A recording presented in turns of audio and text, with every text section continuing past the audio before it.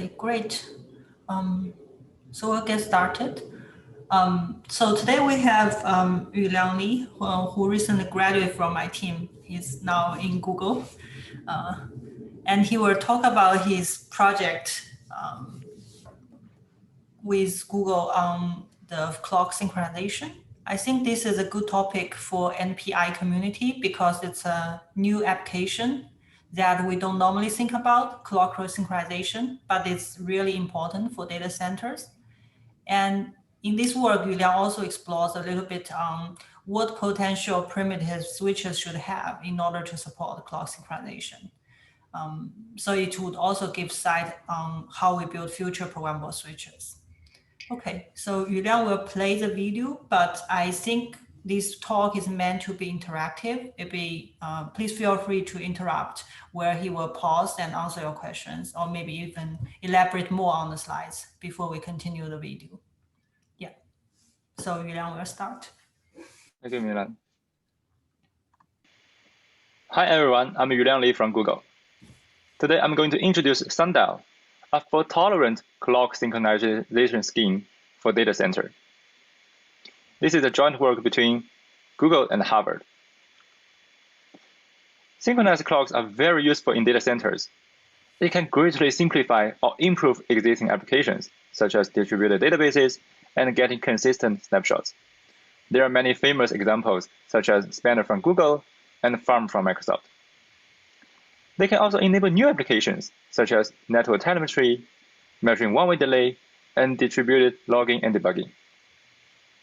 We believe there will be more applications if we really have the synchronized clocks that can tightly bound the precision. Unfortunately, most traditional clock synchronization schemes only provide best effort. They don't provide a bound on how large different clocks can drift away. And this bound is actually the key metric in production. It's usually called the time uncertainty bound, which is introduced by the true time into the production. And it's very important for the correctness of applications. I will use an example of the wait operation in distributed systems to show why it's important. The intuition is that one server may read a value x at a local time t. The x may be a shared variable, so another server may also write to it. Since the clock of the two servers may be different, the server 2 may write to value x later, but with an earlier timestamp. And this can cause inconsistency. A simple solution is for the server 1 to wait for some time until it is guaranteed that all servers must have passed t, and then it will read value x. So the key question is how long it has to wait. If it's not long enough, it can cause mistakes in applications, and it's unacceptable because it can affect billions of users. So we must have a time uncertainty bound to decide how long to wait, and this bound must guarantee the correctness. We not only need a bound, we also need a very tight bound. This is because with the technology in both the network and on the server, the latency has reduced to microsecond level. So the time uncertainty bound starts to become the bottleneck. A recent study shows that even 10 to 20 microsecond time uncertainty bound still cause 25% extra latency at median. So we designed Sundial to provide 100 nanosecond level time uncertainty bound, even under failures. And this is 2 to 3 orders of magnitude better than existing designs. So let me briefly introduce how existing solution works. They involve several design choices. The first is to calculate the offset between two clocks. This can be done by exchanging messages. The offset can be calculated with the sending time plus the one-way delay minus the receiving time. We cannot measure one-way delay directly, so we usually use the RTT to estimate it. Then the next question is how to send the messages. Many solutions send a message over multiple hops. But this has a problem because the delay can be variable and asymmetric. This is because the forward path and the reverse path can be different, and there are queuing that can cause variable delays. So the best practice is to send messages only between neighboring devices. And this brings a fixed and a symmetric delay. This is between a pair of clocks. Then given a network of clocks, the common practice is to structure them into a spanning tree, and the root will distribute the clock value along the edges of the tree. Finally, we cannot just do this once, because clocks can drift apart over time. This is because they are driven by oscillators, and the frequency of oscillators can change over time. So we have to periodically synchronize the clocks. Therefore, the time uncertainty bound is also a periodic function. When we read at time now, the value of time uncertainty bound depends on two factors. The first factor is how long it has been since the last time it gets synchronized. And the second factor is how fast the clocks can drift away. We will show that both factors can be very large because of failures. Specifically, there are frequency-related failures that can change the frequency of oscillator and cause large drift. And there are connectivity failures that can stop the synchronization for a long time. Since the time uncertainty bound consists of the product of the two factors, no existing solutions can provide a very tight bound. Now let's dive into the details one by one. The clocks are driven by oscillators, so they can drift away because the oscillator frequencies change with temperature and voltage. For example, from the spec of an oscillator in production, it shows the frequency can vary over a range of plus or minus 100 ppm over a range of temperature. Here, 100 ppm means it can drift by 100 microseconds per second. And there are many failure cases that can cause frequency variations, such as cooling failures, fires in data centers, and voltage fluctuations. So we have to set maximum drift rate very conservatively.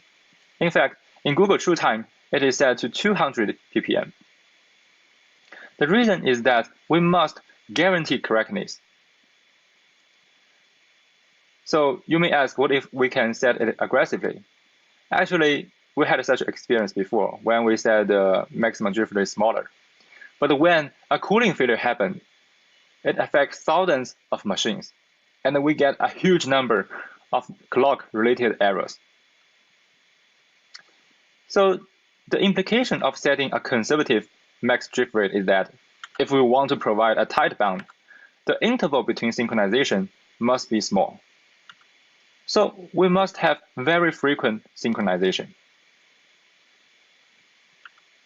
But the frequent synchronization alone is not enough, because there are switch or link failures that can break the connectivity of the spanning tree and cause a long time period of no synchronization. For example, if this link goes down, we need a controller to reconfigure the spanning tree, which can take a long time. So this node will have to report a large time uncertainty bound during the failure.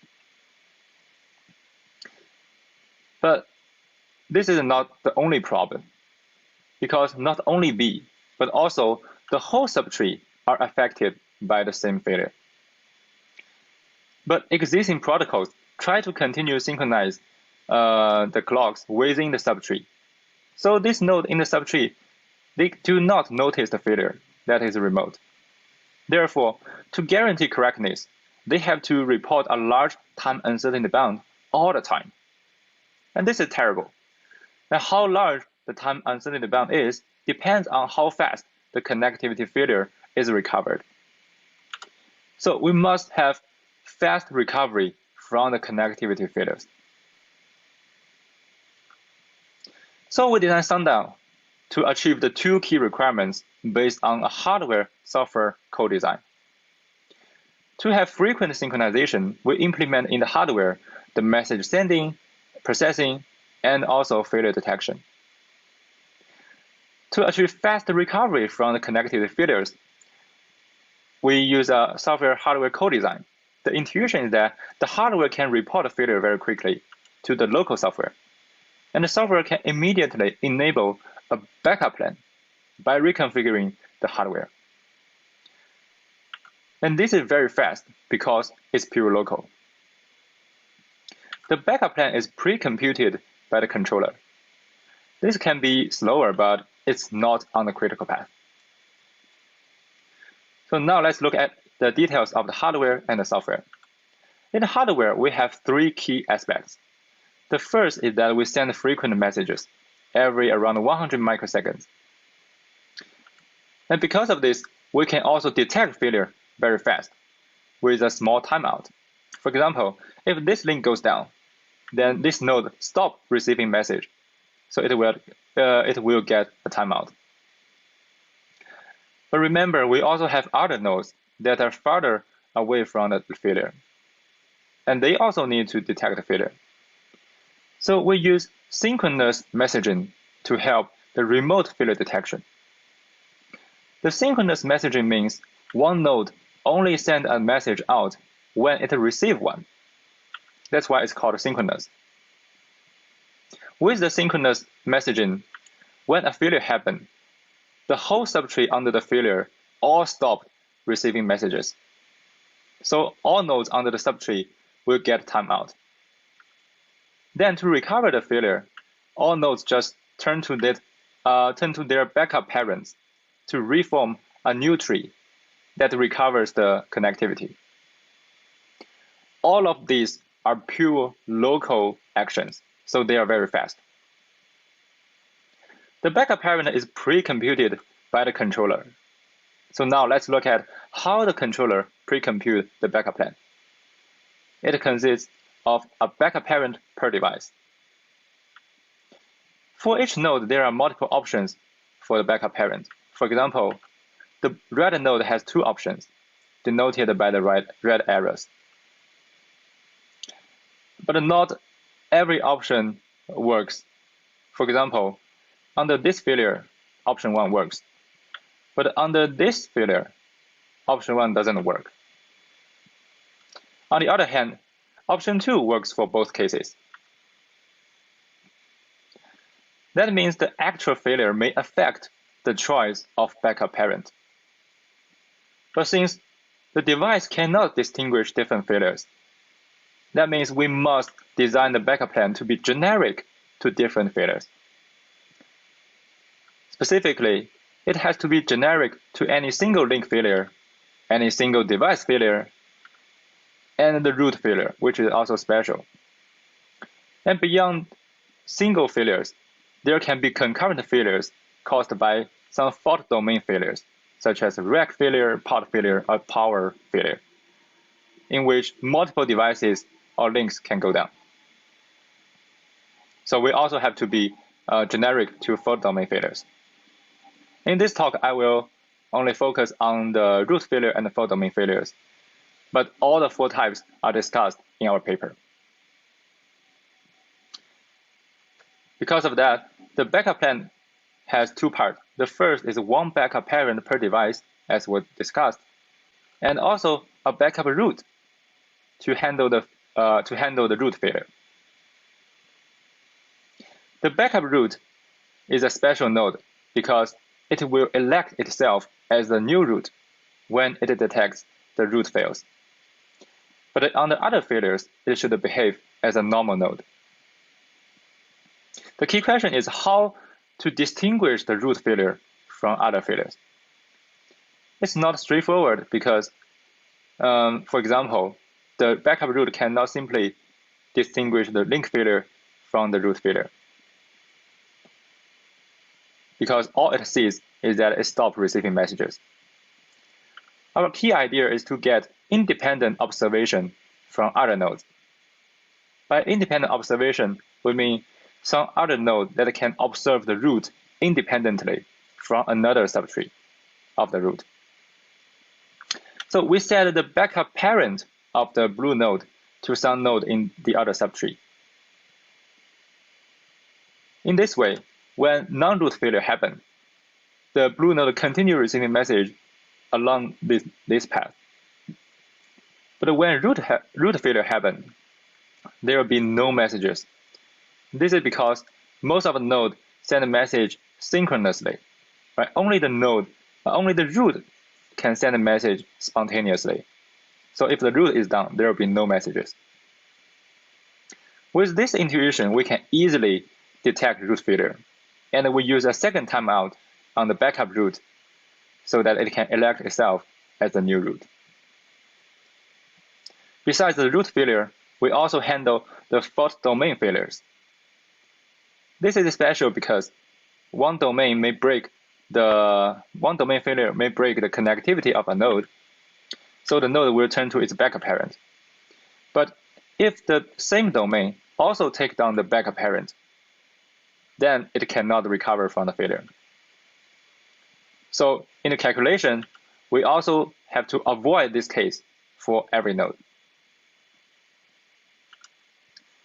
In evaluation, we run Sundial in a testbed with more than 500 servers and more than 200 switches. We compare with the state-of-art solutions.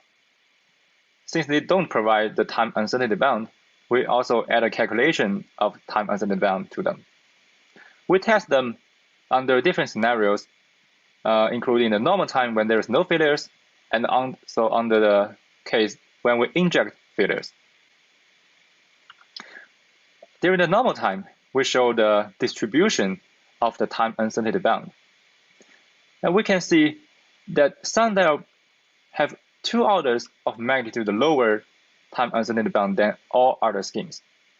And even the maximum value is only 43 nanoseconds. During the failure, we zoom into the details by looking at the time series of the time uncertainty bound. And we take an example of a link failure. Other failures are very similar.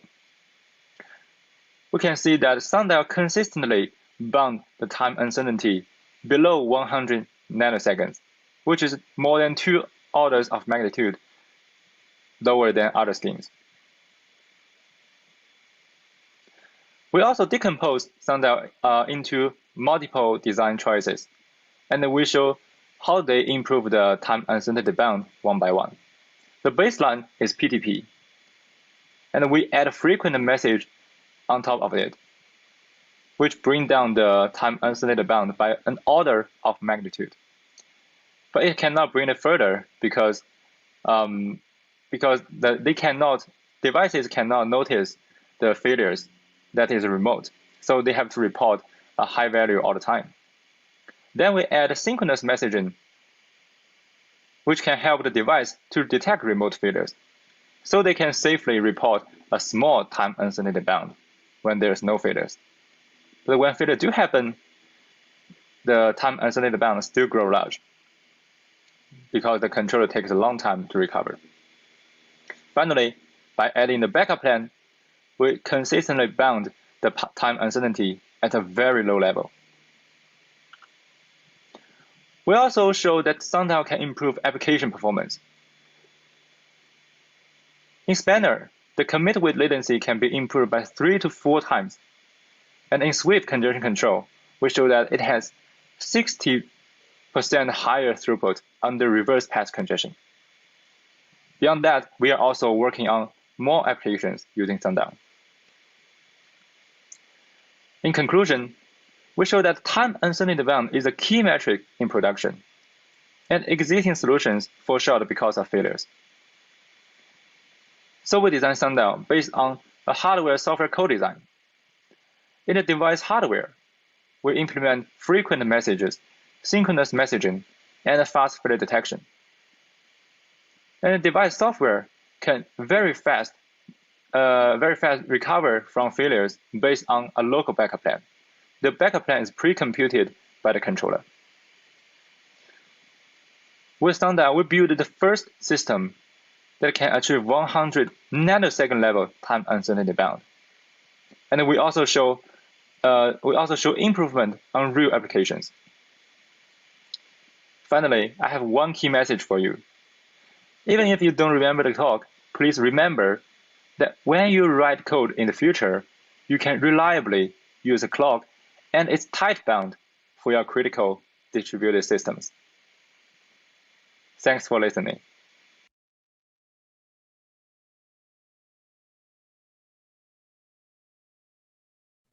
So Danny, do you want to just speak out your question? Oh, sure. So Yuliang, thanks for the great talk. So I wonder, how does the Sundial design compare with a physical layer broadcasting design? Or rather, is it working on a different layer, or do you think it worked better than a broadcast design? I'm referring to some folks at UCSD who are using a wireless signal broadcast inside the entire data center, and each machine just receive a physical layer wireless signal for time synchronization. Yeah, that's a good question. Thanks for asking. So actually, we had a comparison with the broadcast-based design. So the first problem of the reason we didn't choose broadcast design is first that it doesn't have the physical time. For example, I'm not sure which work you mentioned, but many of the broadcast-based design, they kind of the clock, they just broadcast to our neighbor or each other, and they gradually converge to some value within the cluster. It's not from the outside, but the real world time has to come from the outside. So so gradually the clocks they are synchronized to the very close value, but it doesn't reflect the real world time. So that's the reason we didn't choose that. Thank you. Some questions?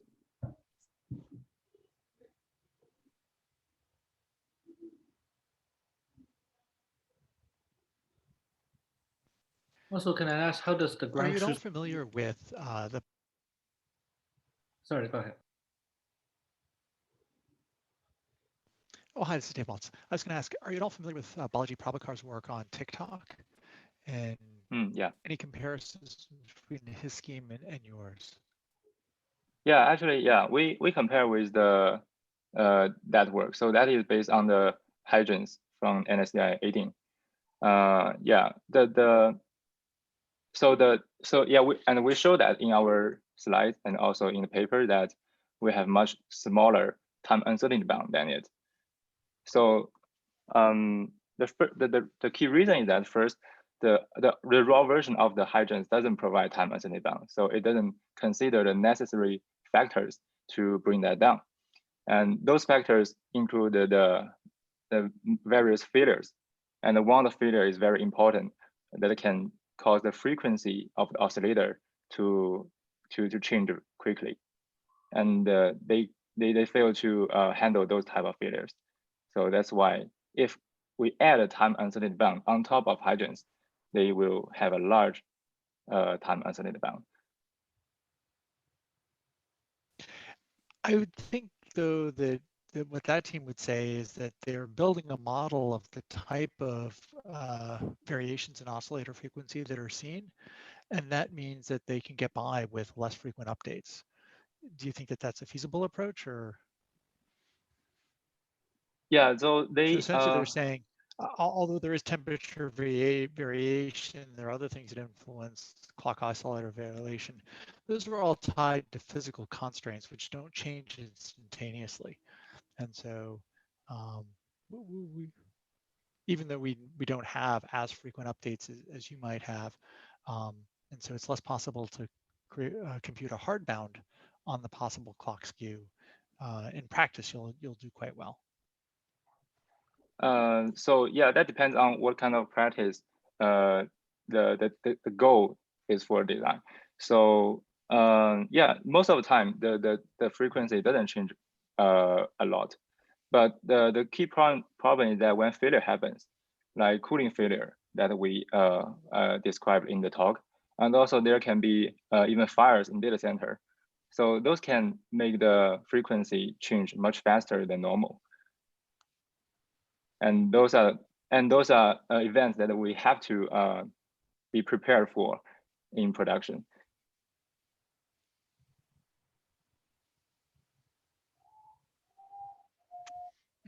okay. Although when we have a cooling failure, typically we're shutting machines down to keep from burning them out and causing long-term damage to the hardware. So certainly, temperature variation is a common thing, but it, again, tends to be, there's momentum associated with it, right? It actually takes time for objects to heat up or cool down. Yeah. So there aren't instantaneous changes there. Yeah, the case that we experience is that it takes, in that case, the operator try to gradually shut down over like 5 to 10 minutes because it want to avoid a total shutdown suddenly. Yeah, and during that period, applications are still running, although they are gradually going off. Yeah, and that can cause problem. Okay. Okay, great, thanks. Thank you. So what if network partitioned in some way? So like all the root and the backup root are outside of communication. You mean, yeah, in case of a network partition, then there's no way for the two parts to communicate. And we believe in that case, we have even bigger issue than the clock itself for a data center. So yeah, we leave that problem to a higher level design for the data center.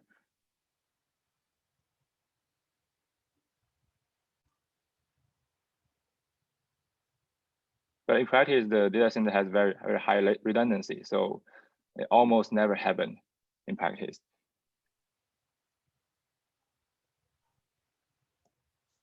So does that mean that the host and the backup, the root and the backup root are placed somewhere further apart across the topology, so they're unlikely to, partition up the entire other cases? Like for example, if they're on the same rack, it's very likely the entire rack will be offline together. Yeah, so they will, they will be chosen inside a network, so that and inside network they are very high redundancy. There are many various paths for them to communicate.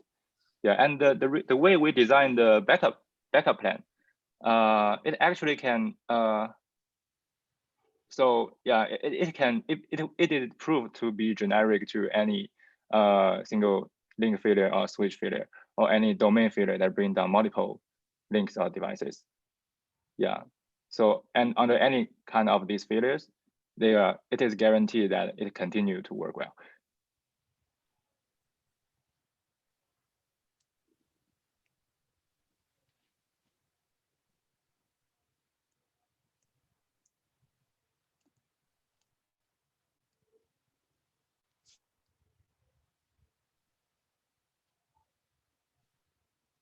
Other questions?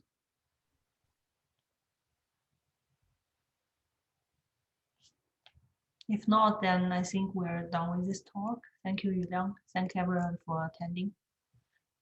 Thank you.